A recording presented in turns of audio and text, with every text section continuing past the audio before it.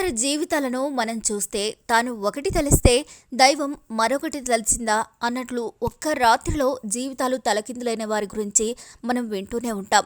వారి జీవితంలో పడిన కష్టాలను చూసి బాధపడుతుంటాం. ఇప్పుడు మనం చెప్పుకునే అమ్మాయి కథ కూడా అంతే. తాను ఒకటి తలిచింది, కానీ దైవం మాత్రం తన జీవితాన్ని ఇంకోలా రాశాడు.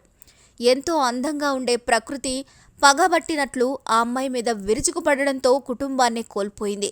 అమ్మా నాన్నతో పాటు కుటుంబంలోని 9 మందిని ఆ అమ్మాయికి దూరం చేసింది ప్రకృతి. దాని నుంచి కోలుకునేలా చేసి జీవితంలో 4 అడుగులు వేసేలా భరోసాగా ఉన్న వ్యక్తిని కూడా దేవుడు ఆ అమ్మాయికి అండగా ఉంచలేదు.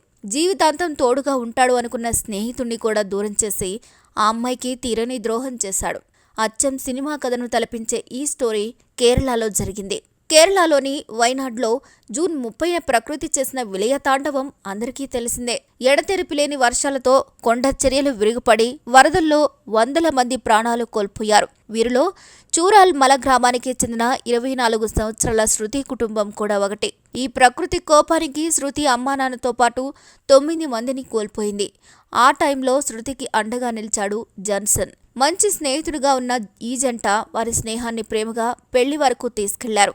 దీంతో జూన్ 2న శృతికి జాన్సన్తో పెళ్లి చేసేందుకు 2 కుటుంబాలు కూడా ఒప్పుకున్నాయి. అన్ని సవ్యంగా చాలా ఆనందంగా గడుస్తుంది అనుకున్న వారి జీవితంలో ప్రకృతి చేదు అనుభవాలను మిగిల్చింది. శృతి పరిస్థితి చూసి జాన్సన్ ఆమెకు తోడుగా ఉంటూ ధైర్యం చెప్పాడు. శృతికి అండగా నిలిచేందుకు జాన్సన్ ఉద్యోగాన్ని కూడా వదులుకున్నాడు.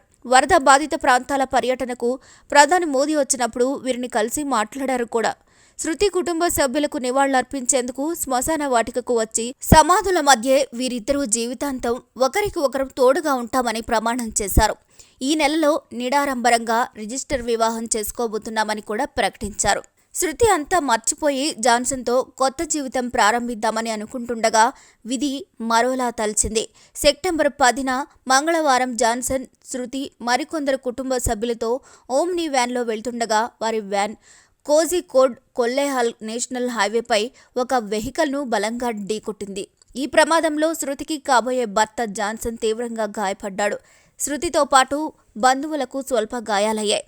యాక్సిడెంట్ గమనించిన స్థానికులు వారిని సమీపంలోని హాస్పిటల్కు తరలించారు. అయినప్పటికీ ప్రయోజనం లేదు. తీవ్రంగా గాయపడ్డ జాన్సన్ చికిత్స పొందుతూ మరణించాడు. అతడికి తగిలిన దెబ్బల కారణంగా విపరీతంగా రక్తం పోవడంతో అతడిని కాపాడేందుకు డాక్టర్లు ప్రయత్నించినా ఫలితం దక్కలేదు. కుటుంబాన్ని కోల్పోయిన శృతి జాన్సన్తోనే తన జీవితాన్ని ఊహించుకుంది. కానీ కరుణ లేని విధి ఆమెకు జాన్సన్ని కూడా దూరం చేసింది. పుట్టెడు దుఃఖంలో ఉన్న శృతికి జీవితాంతం తోడుగా ఉంటాడు అనుకున్న జాన్సన్ విధి వక్రించడంతో శృతిని అనాదిగా వదిలి వెళ్లిపోయాడు. జాన్సన్ను కోల్పోయిన శృతి గుండెలవిసేలా రోధిస్తోంది. శృతికి జరిగిన వరుస నష్టాలతో కుమిలిపోతుంది.